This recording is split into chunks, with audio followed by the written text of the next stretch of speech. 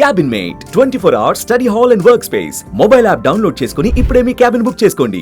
ప్రస్తుత ఐపీఎల్ సీజన్కి సంబంధించి మరొక 2 మ్యాచ్లే ఉప్పల్ స్టేడియంలో నిర్వహించనున్నారు. అయితే ఈ 2 మ్యాచ్ల్లో కూడా హైదరాబాద్ సన్ రైజర్స్ టీంతో పాటు మరో 2 జట్లు ఇక్కడ ఈ పోటీల్లో పాల్గొననున్నాయి. అయితే ఇప్పటివరకు ఐపీఎల్ సీజన్ ప్రారంభమైన నాటి నుంచి నేటి వరకు కూడా క్రికెట్ లవర్స్ ఎవరైతే ఉంటారో, క్రికెట్ ప్రేమికులు, క్రికెట్ ఆటగాళ్ళు, క్రికెట్ని అభిమానించేవారు, క్రికెట్ క్రీడాకారులు అంటే ఇష్టపడే వారి కోసం హైదరాబాద్ వేదికగా దాదాపు ఇప్పటివరకు 7 మ్యాచ్లు పూర్తయిపోయినాయి. మరొక 2 ఈ నెల అంటే మే 5వ తారీఖు ఒక మ్యాచ్, అదేవిధంగా మే 10వ తారీఖు ఈ 2 మ్యాచ్లు మాత్రమే మిగిలి ఉన్నాయి. అయితే దీనికి సంబంధించి ఉప్పల్ స్టేడియం ఇప్పటికి జరిగిన 7 మ్యాచ్లకు ఆతిథ్యం ఇచ్చిన నేపథ్యంలో మరొక 2 మ్యాచ్లు కూడా ఇక్కడ జరగనున్నాయి. అయితే ఈ 2 మ్యాచ్లకు కూడా ఉప్పల్ స్టేడియం సర్వం సిద్ధం చేసే ఉంది. ఇప్పటికి కూడా ఇక్కడ క్రీడాకారులకు సంబంధించి ఎస్ఆర్హెచ్ సంబంధించిన క్రీడాకారులు ఇక్కడే విడిది తీసుకురావడం, అదేవిధంగా ఈ స్టేడియంలో ఏర్పాట్లు కావచ్చు, వచ్చే అభిమానులు, క్రీడాభిమానులు, లేదంటే దీనికి సంబంధించిన అఫీషియల్స్కి సంబంధించి స్టేడియంలో అన్ని ఏర్పాట్లు కూడా పూర్తయిన పరిస్థితి. అయితే ఈ మ్యాచ్లకు సంబంధించి దాదాపు ఇంకొక 2 మ్యాచ్లే మే 5వ తారీఖు సంబంధించి ఒక మ్యాచ్, అదేవిధంగా మే 10వ తారీఖు మరొక మ్యాచ్ జరిగే అవకాశం మాత్రమే ఉంది. అయితే క్రికెట్ అభిమానులు, తెలంగాణ వ్యాప్తంగా ఉన్న అభిమానులు కూడా పెద్ద ఎత్తున ఇప్పటికీ జరిగిన 5 మ్యాచ్లను కూడా కన్నులారా వీక్షించి ఎంతో ఎంజాయ్ చేశారు. అందులో సన్ రైజర్స్ హైదరాబాద్ గెలుపు కోసం కూడా ఎంతో ఆరాటపడ్డ సందర్భం మనం చూసాము. ఇప్పుడు ప్రస్తుతం మనకు మే 5న ఢిల్లీ క్యాపిటల్స్తో మరొకసారి ఎస్ఆర్హెచ్ తలపడనుంది. అయితే మనం చూడవచ్చు, ఒకసారి స్టేడియం వద్ద మాత్రం మొత్తం కూడా ఎస్ఆర్హెచ్కి సంబంధించిన ఇన్విటేషన్స్, అదేవిధంగా అభిమానులను ఉత్తేజపరిచే విధంగా కట్అవుట్స్ ఇక్కడ ఏర్పాటు చేయడం అయితే చూస్తున్నాం.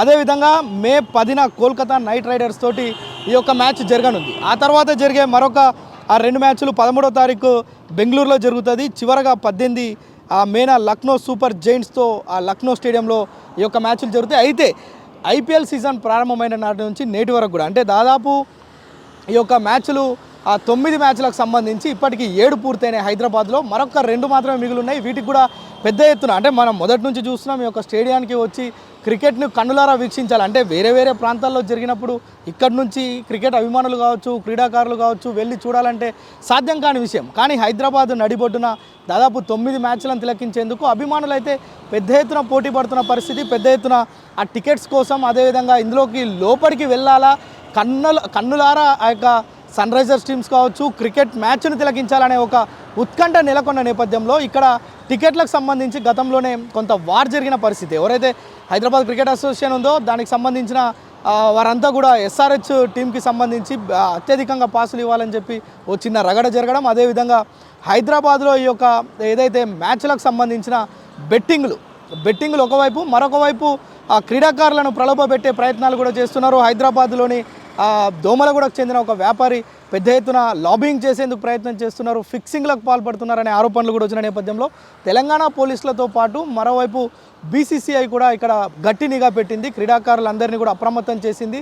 ఈ నేపథ్యం ఎవరు కూడా అంటే క్రీడాకారులు కావచ్చు, క్రీడాభిమానులను కూడా నిరుత్సాహపరిచే విధంగా ఎక్కడ కూడా వ్యవహరించాలి. అంటే మొదటి నుంచి కూడా అనేక కోట్ల రూపాయల బెట్టింగ్ జరుగుతుందనే అనుమానాలు ఉన్నాయి, ఆరోపణలు ఉన్నాయి. దాన్ని యాప్లలో మనం చూస్తున్నాం, చాలా వరకు యాప్స్ బ్యాన్ అయిన పరిస్థితి. కానీ మొన్న ఒక్కసారిగా ఎస్ఆర్హెచ్కి సంబంధించి ఇక్కడ ఈ యొక్క మ్యాచ్లకు సంబంధించి ఒకసారి ఫిక్సింగ్ అనే విషయం బయటికి రావడంతో అటు క్రికెట్ అభిమానులే కావచ్చు, క్రికెట్కి సంబంధించిన క్రీడాకారులు మొత్తం అలర్ట్ అయిన పరిస్థితి.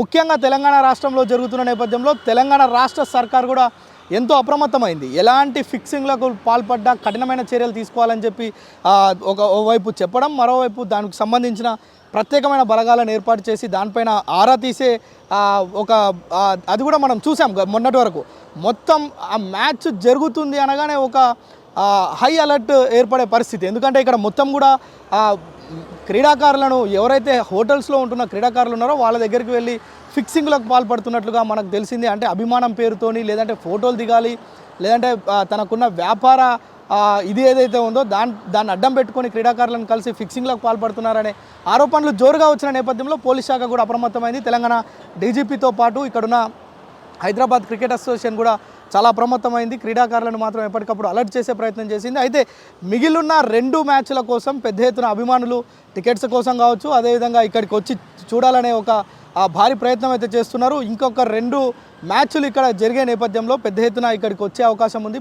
పోలీసులు కావచ్చు, అదేవిధంగా హైదరాబాద్ క్రికెట్ అసోసియేషన్ BCI కూడా ఇక్కడ పెద్ద ఎత్తున ఏర్పాట్లు చేయడం, అదేవిధంగా కట్టుదిట్టమైన ఏర్పాట్లు కూడా చేస్తుంది. ఎలాంటి మరోవైపు ఉగ్రవాదుల దాడుల నేపథ్యంలో ఇప్పటికే హైదరాబాద్ని కూడా కొంత రెడ్ జోన్లో పెట్టిన పరిస్థితి. అయితే హైదరాబాద్లో ఈ యొక్క IPL మ్యాచ్లు ఉన్న నేపథ్యంలో ఇక్కడ కూడా భారీ బందోబస్తును ఏర్పాటు చేసే అవకాశం ఉన్నట్లుగా మనకు తెలుస్తుంది. ప్రత్యేకంగా ఇంటర్నేషనల్ లెవెల్లో ఉన్న క్రీడాకారులంతా ఇక్కడికి 2 టీంలకు సంబంధించి దాదాపు 2 మ్యాచ్లు అంటే మరొక 2 సార్లు ఈ యొక్క స్టేడియంకి వచ్చే అవకాశం ఉన్నందున ఇప్పటికే రెడ్ జోన్లుగా ప్రకటించారు. అక్కడ ప్రత్యేకమైన ఆక్టోపస్ బృందాలు కూడా మనం నైట్ నుంచి చూస్తున్నాం. నైట్ నుంచి తెలంగాణ వ్యాప్తంగా ఉన్న కొన్ని ఏదైతే రెడ్ జోన్స్ ఉన్నాయో కేంద్ర భద్రతా సంస్థ ఏదైతే హెచ్చరించిందో దానికి సంబంధించి కూడా ఆక్టోపస్ బృందాలు విస్తృతంగా గాలింపు చర్యలు చేపడుతున్నాయి. ఎవరైతే అనుమానితులు ఉంటారో వారిని కూడా సమీపంలో ఉన్న పోలీసులకు సమాచారం అందించాల్సింది కూడా ఇప్పటికే పోలీసు శాఖ హెచ్చరించిన పరిస్థితి. మరోవైపు క్రికెట్ ఉన్న నేపథ్యంలో ఇక్కడ కూడా పటిష్టమైన బందోబస్తు ఏర్పాటు చేస్తారు.